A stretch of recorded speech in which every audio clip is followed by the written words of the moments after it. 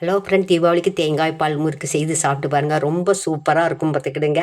அதுக்கு இப்போ பச்சரிசியை 1 மணி நேரம் நனைய போட்டு ஃபேன் காற்றுல உல வச்சு மிக்சிலே திரிச்சிருவேன் நான் பார்த்துக்கிடுங்க. மிக்சியில் திரித்து அதை லைட்டாக கொஞ்சம் வறுத்துக்கோங்க. வறுத்துட்டு எடுத்து வச்சுருங்க. அதுக்கப்புறம் அரை முடி தேங்காய் பால் நல்லா பல்லு பல்லாக வெட்டி போட்டு மிக்சி ஜாரில் வச்சு 2 நேரம் தேங்காய் பால் எடுத்து வச்சுக்கிடுங்க. அப்புறம் இன்னொரு நேரம் பால் எடுத்து 2 பாத்திரத்தில் எடுத்து வச்சுக்கிடுங்க. மாவை அரைச்சிட்டு லைட்டாக வறுத்துக்கிடணும். வறுத்துட்டு 4 டம்ளர் அரிசி மாவு, 1 டம்ளர் உளுந்த மாவு, எள்ளத்து போடுங்க. எள் இல்லைன்னா ஜீரகம் போட்டுக்கிடும். இது ஒரு பாத்திரத்தில் கொட்டி பெருங்காயத்தூள், உப்பு, கொஞ்சம் எண்ணெயை காய வச்சு ஊற்றுங்க. ஊற்றிட்டு தேங்காய் பால் ஊற்றி தாங்க மாவை பிசையணும்.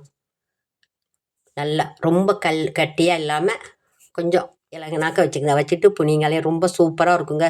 செய்து சாப்பிட்டு பாருங்கள். இந்த வருஷம் தீபாவளிக்கு தேங்காய் பால் முறுக்கு செய்யுங்க. சப்ஸ்கிரைப் பண்ணுங்கள், லைக் பண்ணுங்கள், ஷேர் பண்ணுங்கள். தேங்க்யூ.